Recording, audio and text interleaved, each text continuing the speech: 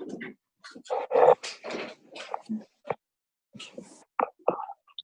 pledge allegiance to the flag of the United States of America and to the republic for which it stands, one nation, under God, indivisible, with liberty and justice for all.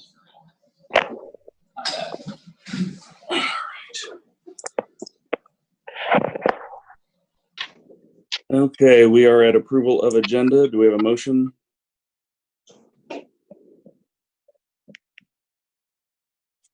I move that board approve the agenda as presented. Second. Any discussion? Hearing nothing, vote please. AJ, Yes. Scott, Yes. David, Yes. Angie, Yes. Nick, Yes. Kim Marie, Yes. Andy, Yes. motion carries. All right, we'll move right into cabinet updates. Dr. Tucker. Yeah, good morning, everybody. Just real quickly, go around the screen and do a couple of quick cabinet updates, starting off with academic services. I believe this time around is from Dr. Moore. Good morning, everyone. We wanted to give you a couple of updates. First, on summer school, we are in week 3 of virtual summer school, and that is going really well. If you are on Twitter or Facebook at all, you'll see some of the work showcased from the visual or the Virtual Creative Arts Academy. So we're excited about that. There's some really cute stuff on there if you haven't seen it yet.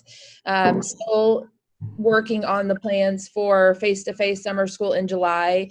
That goes from July 8th through the 31st in 6 different buildings. And that staffing has been sent out to teachers. And so they're just kind of shoring that up a little bit.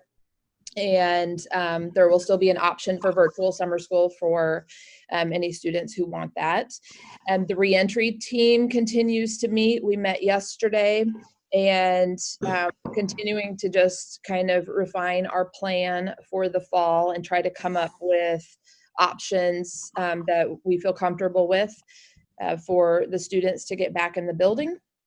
And then finally, we put out some options for summer professional development for teachers, and that includes Apple Professional Learning, PBL 101, and Orton Gillingham. So we're excited to give teachers some of those options for learning this summer. And that is all we have this morning. If there's any questions, we're happy to address those. Any questions of academic services this morning? Okay, thanks, Dr. Moore. Next up then, operations, Mr. Anderson. Good morning. Just a few quick updates.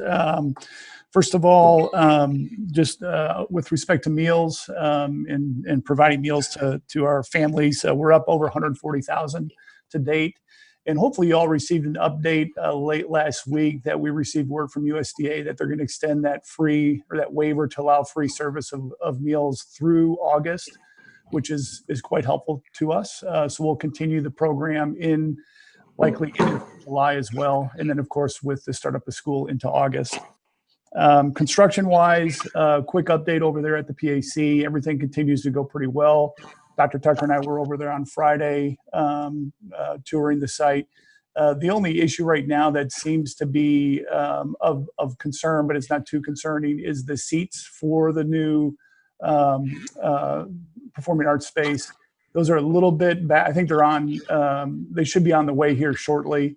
Those likely will not be in place by the start of school, but everybody's aware of that. And as long as they're in place at some point in September, we'll be fine for those first performances, assuming all that is on schedule. So just that you're aware, that's the only thing right now of concern over with that project. I also believe a few weeks ago, we provided a quick update on our demographer work and enrollment projections and facilities master planning. But for the pandemic, we would likely be in probably midway through that facility master planning process right about now. We pressed the hold button on that for obvious reasons, but we expect here within the next couple of weeks, the initial report and findings from our demographer on enrollment projections. And then we'll use that to assess and set up a calendar for the facility master planning as we look at the fall. So we'll have an initial report, and then what he'll do, the demographer, is he'll wait until September when we get those initial counts in fall and do a quick kind of refresh and recheck of his numbers. And we should have that final report probably in that late September, early October timeframe. Again, facility master planning probably kicking off in the fall and working itself through 21 is the current plan for that. And the last thing I had is just, as is typically the case in the summer, our crews are really busy getting after it with our normal routines on cleaning space and so on and so forth, as you would expect. And then, of course, we do have quite a bit of construction capital work underway. And so the crews are getting after it, and kind of everything's on schedule and on budget as need be. Be happy to take any questions. Any questions of Steve?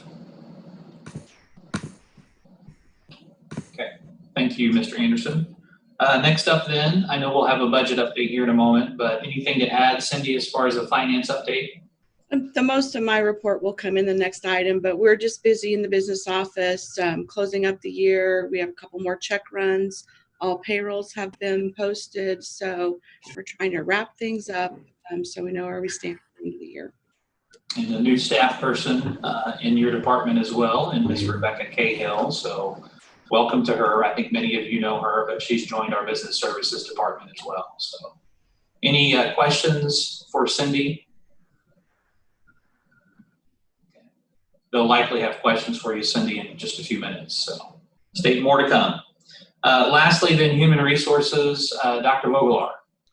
Thank you. Just a few updates. Obviously, we also are getting ready for reentry and what that means in terms of staff readiness and substitute teacher readiness. And I've given some updates to that effect. As you know, a letter went out to employees with a request that if they know they're going to have some leave needs related to COVID-19 to let us know. And the main purpose of that request is really just so that we aren't faced with a bottleneck of requests right before the school year starts. So we're already getting responses from employees who are letting us know.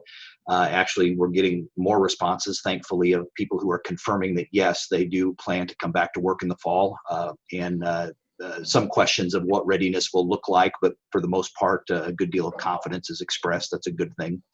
On the substitute teacher end, I've had conversations with Kelly Services, and they also feel a very strong sense of readiness. We average 126 requests for subs on any given day in the last year.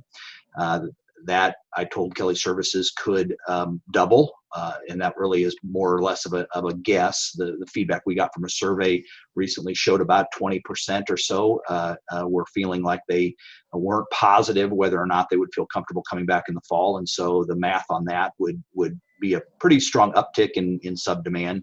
But in talking with Kelly Services, they feel that, well, they're expecting that first of all, and they do feel ready for that as well. And they're also keeping a very close eye on some of the work coming out of Deci that would modify what the requirements are for a sub certificate. That would open up the potential for a lot more subs to be employed. And so watching that obviously is of great concern for us as well, because we don't want to see a dip in quality should those changes come into place in terms of the subs that would be available to work in Liberty. Also, some of you may be aware, yesterday, the Supreme Court did rule that to discriminate against a person based on sexual orientation or transgender would be a discrimination based on sex, which is prohibited in federal law. So changes to policy AC will occur. For those who've spent any time close to policy AC, you do see we have a stated opposition to discrimination based on sexual orientation in there, but it's listed under additional prohibited acts of discrimination instead of just those protected by law. So we'll be lifting that. From a practical standpoint, it means very little, if any, change in terms of how we operate treating any kind of discrimination around sexual orientation. But the wording and placement of that language in the policy will change. I talked with MSBA yesterday. Susan Goldhammer said that a new draft of that policy is in the works. We'll likely see that for first read here in the coming month or two to get that change. From a practical standpoint, as I mentioned, it doesn't really change anything because we had that absolute prohibition in there already.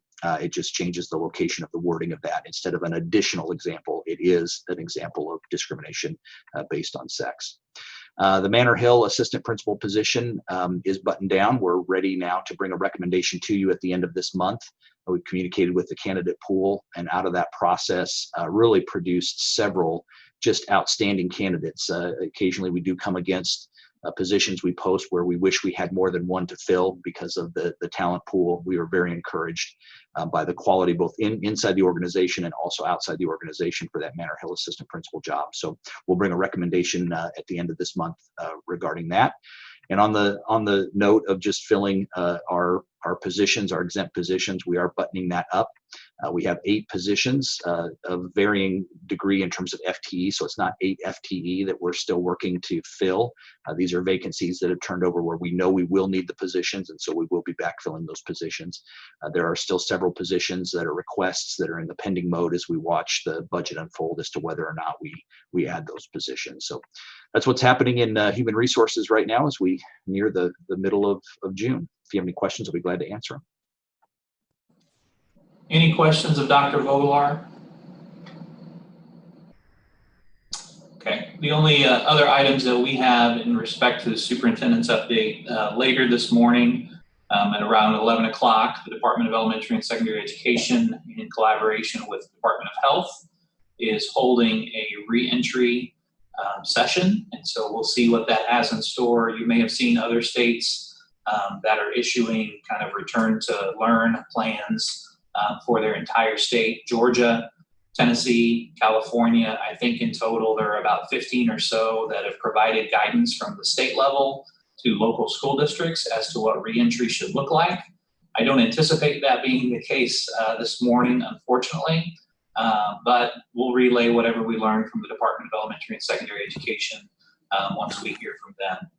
Second thing I wanted to make you aware of is that late yesterday afternoon at around 4:30, Clay County amended their reentry or reopening planning that then will cause us to go back and reflect some of our guidance that we're putting in place, be it for summer school, be it for activities. A couple of notable amendments to the Clay County plan.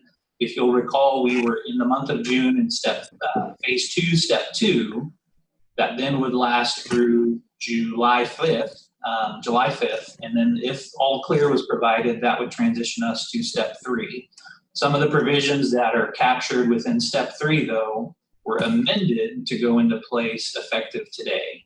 And so a couple of those notable changes were for businesses and organizations relaxing the occupancy restrictions to 50% of their occupancy. Gatherings at the same point could be 50% of an occupancy as far as a location. And then the maximum allowable attendance at a gathering is 250. And then the last notable item doesn't necessarily affect us, but perhaps you and your neighborhood. Pools can now operate at 50% of their bather load. So that wasn't a change that was pushed out yesterday. It was a little bit of a surprise to accelerate some of those pieces here in the month of June that we anticipated seeing in July. If anything, we were keeping track of the size of gatherings that were permissible in the event that we're able to host our commencement exercises on July 19th. So we're still working through that in hopes of being able to provide some semblance of a ceremony in the month of July. On that regard, I think this is good news in terms of that 250 provision. But we'll see if we're able to make that move into step 3 once July 5th hits. The last thing that we wanted to share was just to allow Sandra to give an update on our board assignments, committees, as well as meeting dates for the 2020-2021 school year. So Sandra? So I think I heard from 2 or 3 of you, you wanted to make a few changes on the chart. I was just trying to share the love and spread out so that letting everyone have a little different experience. So if there are still changes that you want to make, AJ, you had asked if that was finalized. So nothing is finalized yet, and any changes can still be made. So let me know if there are any changes that need to be made, and we'll try to get that finalized so that we can notify schools who will be assigned to each of their buildings. Any questions on the board responsibilities? Comments or questions for Sandra? Nothing, I don't have anything for Sandra, but Dr. Tucker, you touched on this. I was going to go back to Dr. Moore. Do we have any other plans settled around graduation? I know there was some talk about maybe doing Saturday the 18th as opposed to Sunday the 19th. There was some discussion about maybe coming local as opposed to going out to Silverstein. Is Silverstein still on the table? What can you tell us about where we are now? Right now, we're going to call Silverstein today just to see if they have any changes to what their occupancy is, because last we heard it was we could have 240 students on the floor and 260 people in the stands, which really is not helpful. So we had a group of us meet on Friday, and we came up with a couple of alternative plans. And we decided, instead of going to the health department and asking, could we do this, and then go and make a plan, we decided to put a plan together that Steve, I think, is going to take to them and say, do you feel comfortable with this? So that is looking at the activity complexes as the option for maybe the 18th and 19th. But then obviously we would need to have a rain date or a weather date in case something happened. So Steve Aldrich and Justin Presson were working yesterday on some of the logistics of that plan. And I think they're supposed to get that to us today or tomorrow. We'll get that to the health department and see how they feel about the numbers of what we're going to present, and then we'll get that out to people. We will send an email this week if we don't have it finalized to parents, because I know that I've had a few people ask where we are with it. And so I would like to be able to comfort them in saying it will still be that same weekend. It might be a day before or a day after, but it'll still be that same weekend. Anything to add, Steve? No, not really. I think it's definitely a work in progress. You know, we're not sure if we can land something that obviously the county would be comfortable with. But as Julie mentioned, I think it really starts with seeing what we can do and how we might pull it off. I think you have a capacity issue. That's going to be one of the things that we need to overcome. I think where we're confident is we can probably make something work. If just operationally and how we move people in and out of the space and how we space them once they're in the space, I think we have a pretty good sense that we could probably do that. I think it's really just a matter of, will the county be comfortable with something that exceeds the 250 capacity issue? Of course, being out of doors helps. I think right now feeling a little encouraged that we'll be able to put together a plan, but I think we're going to be asking for, I guess, a variance of sorts at some point with the county. Is there any kind of, this is, and I don't want to speak for the rest of the board, but this is the questions I'm getting most of. I'm getting a lot of these just out and about. Is there any kind of date that we're looking at to say, if the county can't give us a thumbs up on this, we're just going to punt graduation? Or are we planning all the way up to, 5 p.m. on the 17th to try to figure out what we might be doing the 18th or 19th? Or have we? Yeah, I'll try to first cut at that. I think, as Julie mentioned, I think we'll have something in place this week that we can share with the county, and then let them take a look at. They've been really fantastic. They've been looking at all of our plans, whether it be summer school or activities and athletics. We'll speak to some of this in a minute. Some of our basic kind of general operating procedures on reentry. They've been really helpful in kind of turning that around very quickly. So my hope is that by next week we'll have a sense of what their comfort level is, and then to Scott, I think hopefully start making decisions on whether or not we can make that all work within that same time frame of late July. And so my last question then is, the weekend of the July 18th, 19th is the date. We're either going to do something that weekend, but we're not looking at extending it again. Is that correct? So if we don't we can't pull it off that weekend, we're going to be into opening here pretty quick. not too far after that. So I assume that that's kind of either the date or we're not going to do it, or it's going to be something virtual or something different. Well, our commitment has been since the get-go to have face-to-face ceremonies. And so our goal is the weekend of the 18th and 19th. In the event that the county does not approve those plans, or we fall back into a prior step within the phasing that the county's provided, we've even talked about moving it into August or September in an effort to facilitate that face-to-face commencement ceremony. That does get into the start of school, but that's been our commitment since the very beginning, rather than a virtual exercise. And so in polling students and families, that's been their preference. We've even talked out the scenario in which we would try to coincide something with homecoming. There are some schools that are pushing it out all the way to December, kind of like a college December graduation or commencement. That's a little further out there. We've not quite landed on that. Our hope is to be able to push it to July and have a successful event. The other option that you could do, Scott, is you could divide the class in theory and do multiple events of smaller groupings or sizes to be able to pull it off. That's not ideal. But if our plan that we push to the county isn't approved or accepted, that would probably be the next step as to what does it look like to divide the house or divide the class and have smaller commencement exercises even in the month of July. So a lot of scenario planning, but a lot of adjusting that hinges on Clay County's blessing of the plan that we submit. Okay, I don't want to get too far ahead of them, so I appreciate it. Thank you. Yeah, good questions. The last thing that I wanted to mention in my update would be in and around the month of June at our June 30 meeting. We are aiming at this point, having talked with Andy and Kim Marie, to reconvene face-to-face in our boardroom with appropriate precautions and social distancing in place. And so we're working through the logistics of that.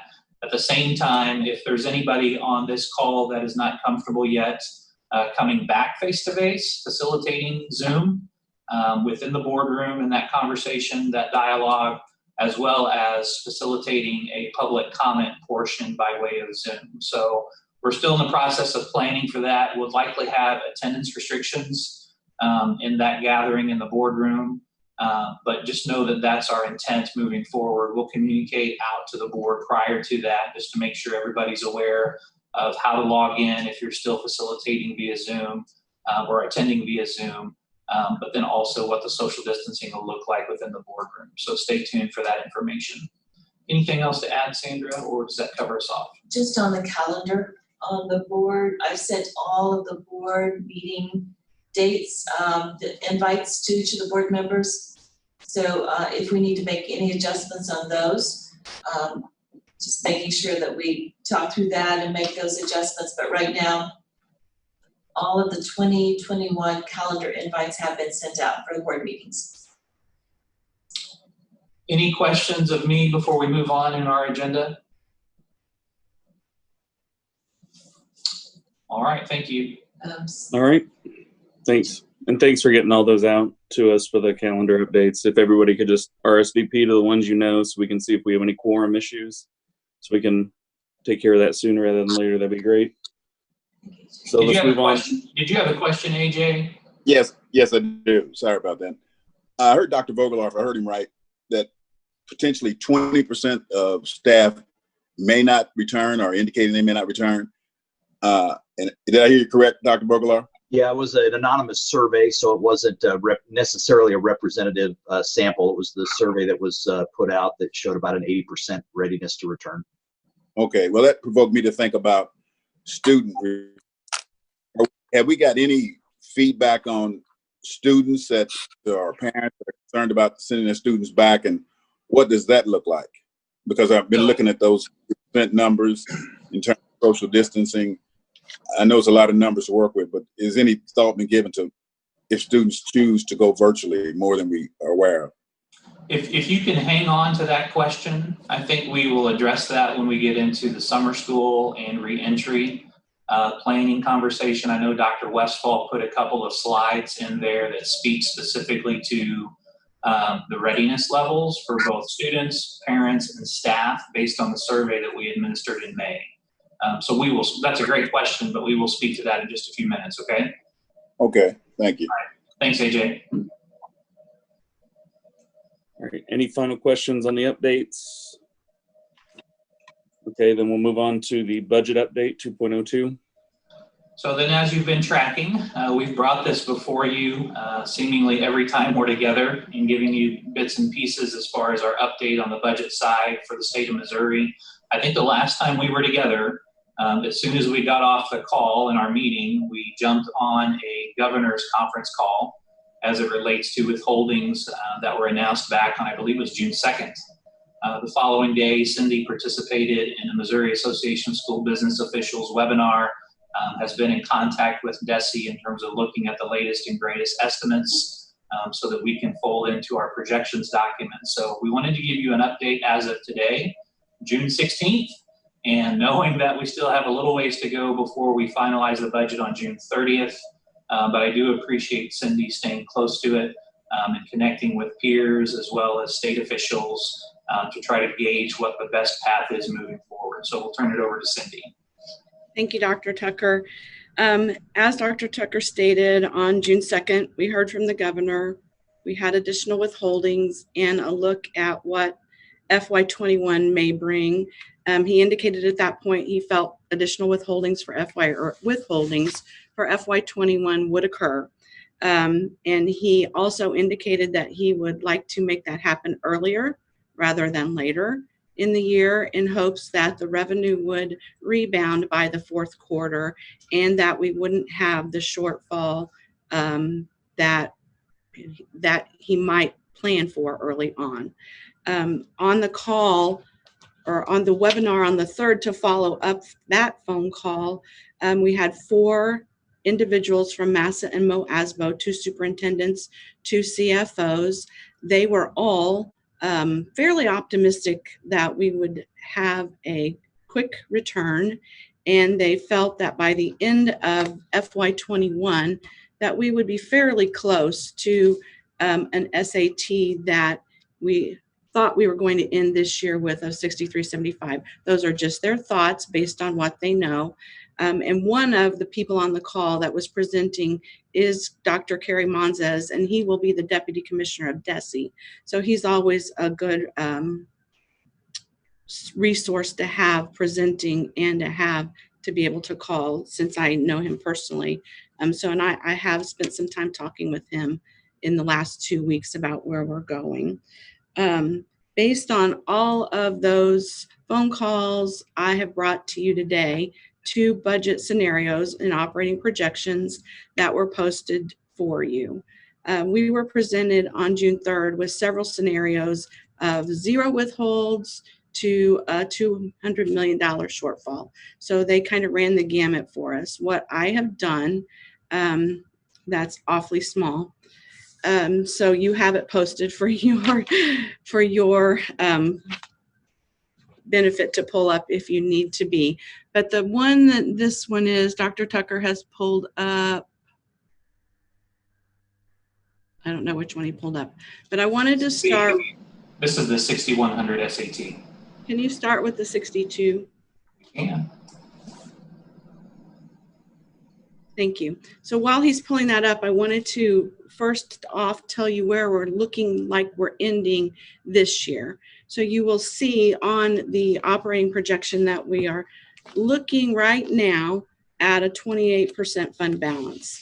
And we were able to make that happen because we pulled back some transfers to Fund 4 to boost this up in preparation for the revenue shortfalls of next year. If we hadn't done that, we would have been looking at about a 25% fund balance, which is still fairly healthy, but we felt that pulling in and pulling up to a 28 would give us a chance next year not to dip too far down and still be able to accomplish the things that were originally budgeted for. If you look at the 6276 for FY21 on the SAT side, that would give us a 23% fund balance at the end of the year as it's projected.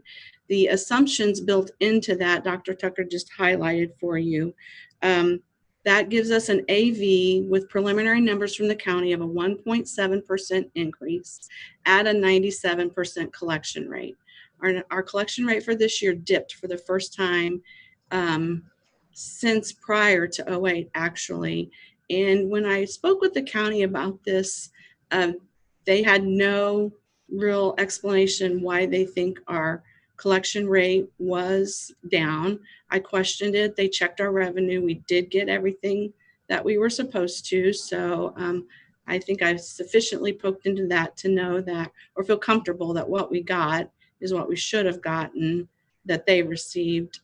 I'm hoping it's a one-year dip, but with all of this going on, we'll have to see.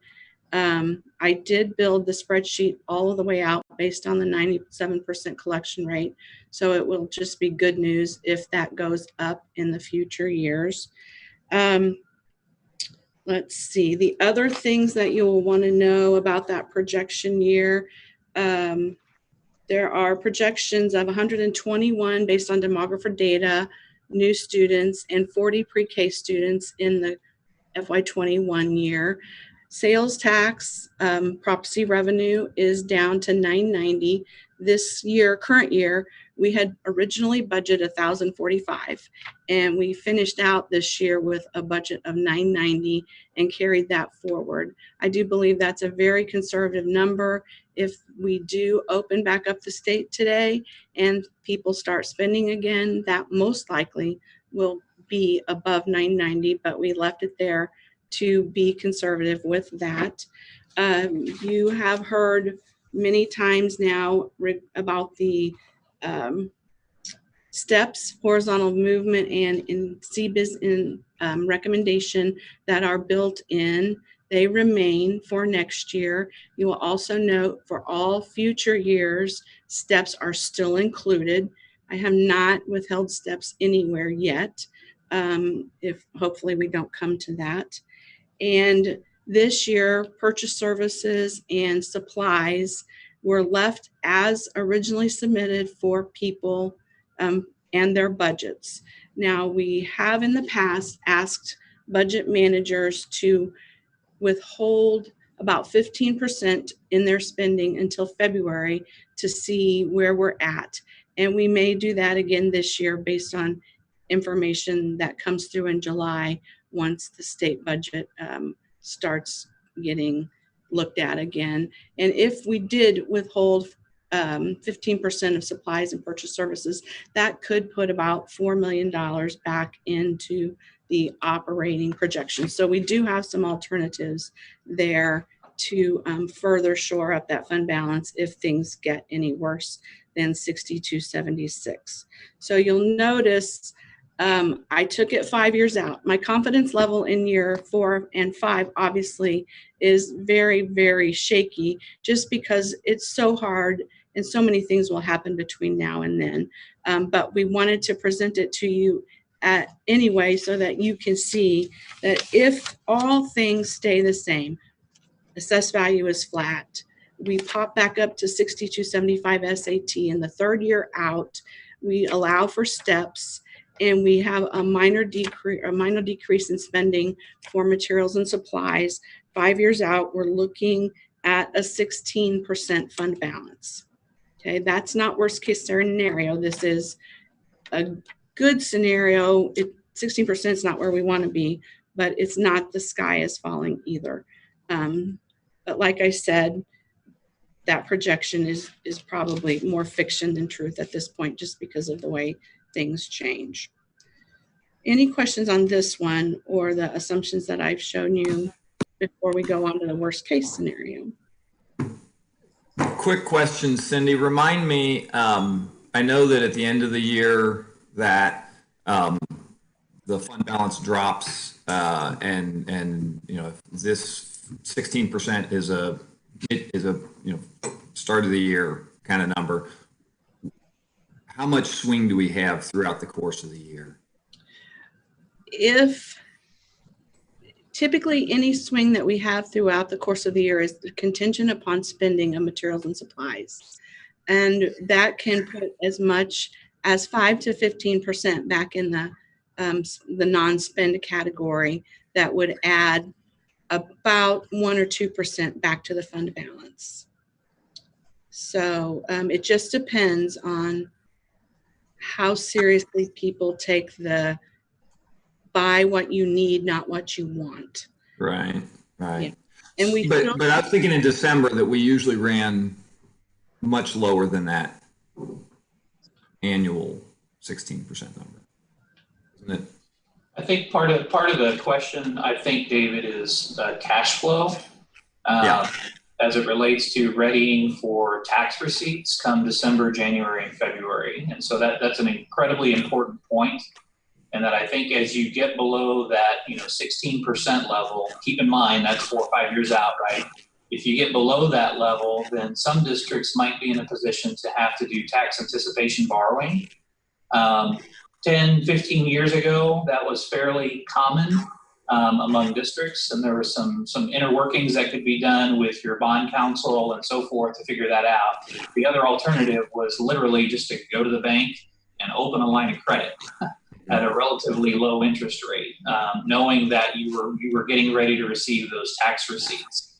That's something we certainly want to look at. I don't know, Cindy, if you have the exact answer just yet, but as it gets closer to November, December, when that fund balance is being depleted, making a decision as to what your cash flow looks like so as to be able to have your Board of Education approve that line of credit or tax anticipation borrowing to be able to stay afloat until those tax receipts come in. Right, that's right. Sorry, I'm sorry, David, I didn't understand your question as being that. Typically, we need a minimum of 14%, 12 to 14% in the December fund balance in order not to have to borrow with the tax anticipation note. If we finish the year at 18%, we are almost assured that we will still be above the 12% level in December, so that we do not have to have a tax anticipation note.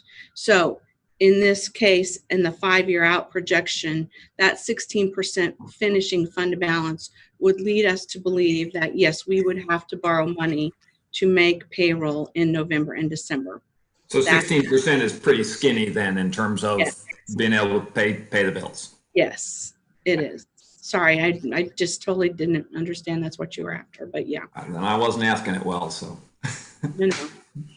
Well, Cindy, this is Scott. The other thing as you talk through this, you mentioned that you were asking people to put a certain percentage of their budget, kind of push it out to February. Yeah. Should we be a little more strict on that and ask them to, I don't know, save more of that other than just 15% so that we ensure that we're in good shape by the end of the year? I'm just thinking that didn't sound like a lot. We certainly can. And I'm just throwing it out there. I don't know. And if in July we find out things are much worse than we anticipated, we certainly can think about restricting what their spend is early on, more than 15%. And we could. The other thing I would add there would be the reductions that we have made to date.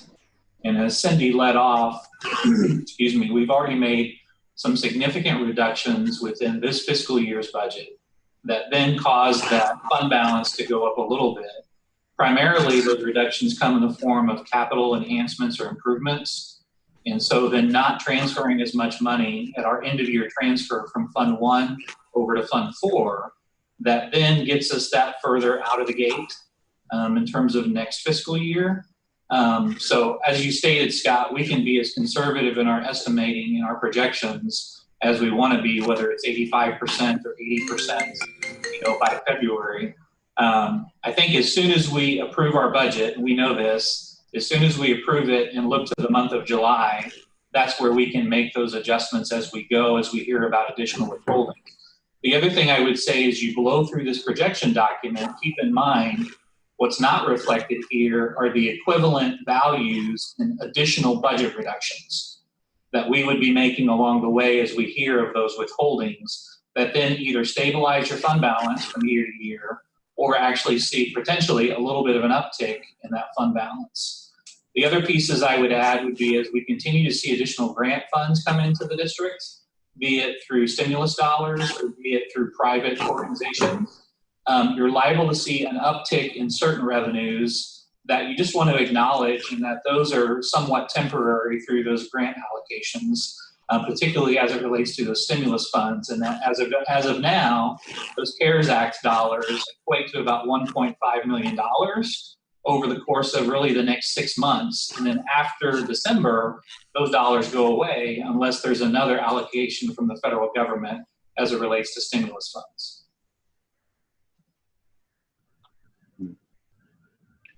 Okay, yeah, I guess bottom line for me is we're going to be making some significant investments into the salary schedule based on phase 2, the recommendations we got from, who was it, EAP?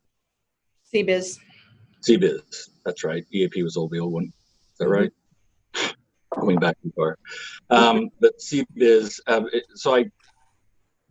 from a managerial standpoint, it would be okay for me to say, look, we're making an investment in you guys, but the other 20% of our budget, we really, really got to tighten up. So I wouldn't be afraid to do that sooner than later, but that's all I'll say. No, you're absolutely right. And I have already talked with Dr. Moore about messaging that out to her principals, and we will get that out to the directors too once we determine what level we want that to be. I really would like to wait until July until I know what the state's going to do. And I really believe that that will happen in July. And then by December, I think we'll have a better feel of if we're rebounding quickly or not as well. And then we can further make restrictions if we need to at that point. Okay, thank you. Sure. Anything else on 6276? Yeah, Cindy, you know how much I love this spreadsheet and how I feel like it should be in the Hall of Fame of spreadsheets. So kudos again to putting this together. Just a couple questions with regards to assumptions. One, I noticed we're not accounting for any new FTE going forward, correct? That is correct. And part of that could have happened anyway due to the slowdown in student growth. So hopefully we can repurpose who we have to meet the needs of the changing class sizes just because of the migration through grades without adding staff, because the numbers just aren't there to require us to add staff necessarily. Okay, perfect. And then I noticed or I recalled you said something about Prop C, how we were hoping that, sales tax increases and, but we're taking a conservative view. What is the 990 based off of? What is the calendar time frame that 990 is coming off of? That is the state tax year as well. Okay. So it goes from July 1 to June 30.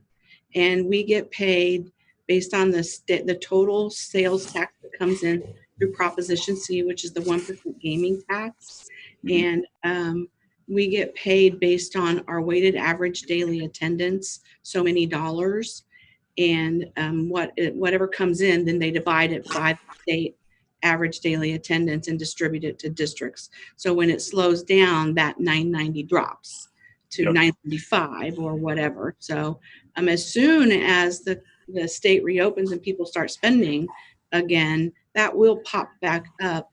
And it has performed better in May. We haven't heard anything from June yet than they anticipated. But it's hard to tell if that data is skewed because it's dragging along. So June's going to be a big tell for what sales tax is as well.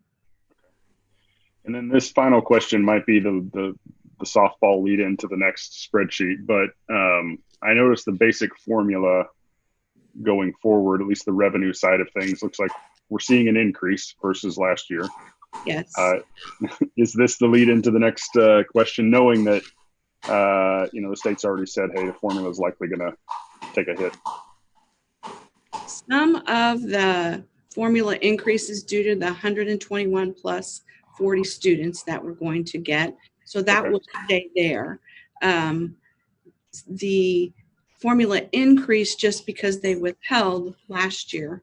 That's the only reason we saw an increase or withheld in the current year. So as you will see, and it is a lead-in for the next spreadsheet, that does decrease. It's about a $2.3 million decrease if you have a 6100 SAT.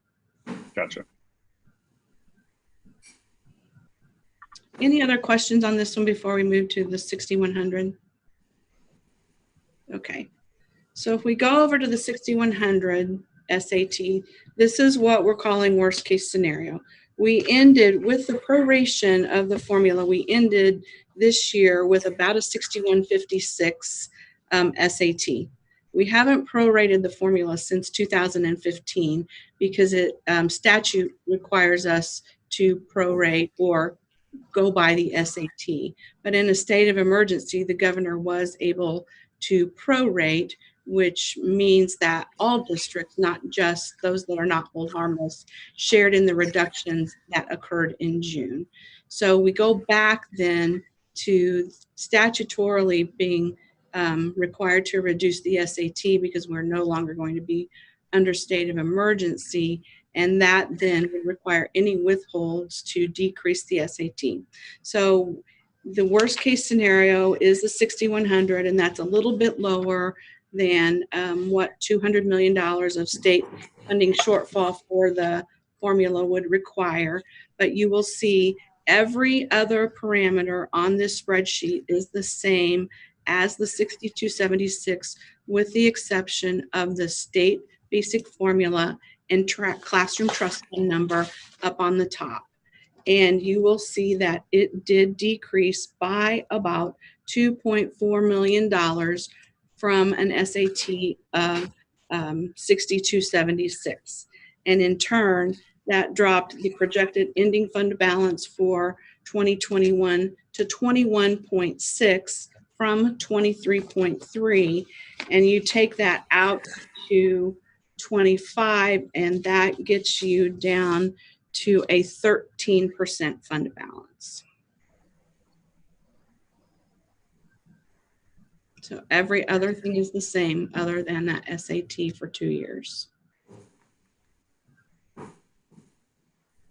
We really feel right now, based on everything I'm hearing from leaders at Deci, Asbo, and Massa, that 6100 would be the worst case scenario.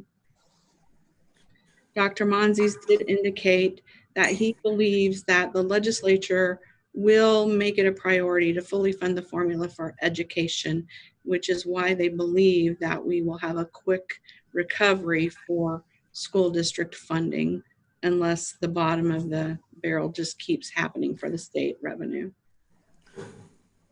It's not good, but we've seen worse. That's right. That's what I told Dr. Tucker yesterday. It can get worse. Remind me what the drop was in 08, 09 from the high to the low. I call the little high, but the low was down about 8%, I believe. Yeah, I think worst case was lower than that. Yeah. Worst case, the 5-year projection on worst case was lower than 8. It was bad. It was negative. Oh, I don't recall seeing the negative one. The worst case scenario, I'd have 5-year projection. I'll call I Karen. think at whatever point you get into single digits, that's when you start getting notification from the state level that you're nearing financially distressed. I think technically that financially distressed category is like at 3%. Correct. Somewhere in that range. You do not want to be in that space. Well, we were definitely borrowing money. Yeah, we were borrowing money even with our actual case. Yeah, and I guess I was wondering what the SAT drop was from the high to the low. Well, back in those days, they prorated the formula, so the SAT wasn't as big of a deal. And it got down to paying, I believe, 93% of the SAT, whatever it was. So our revenue dropped by 7% from high to the low. Correct. I don't know that it never actually dropped, David, because it was never fully funded to begin with. Correct. So, okay, so maybe I should ask the question differently. What was our net per pupil or net ADA change over that time period? I don't have that at my fingertips. I will have to look back for that and get that to you. Okay. 'Cause I mean, thinking about I'd like to think that this is a quick recovery, and boy, we're opening up and people are spending money, and if we protected their incomes, their jobs, their 2020 income is strong. They're going to be paying taxes next spring. And oh, by the way, we might not even delay the tax deadline, although that's not up to the state because the feds have the trump card there. If they move it back, the states can't really deadline before July 15th. But I do think there's a scenario that income this year for people is dramatically different than it was in 19.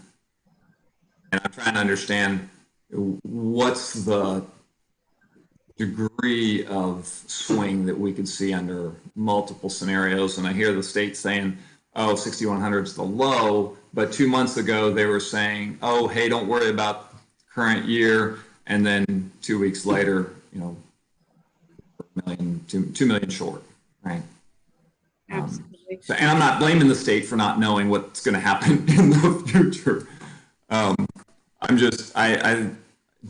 6,100 to me seems like it could be, I think it could be from the 60, what are we at, roughly 6,300 right now.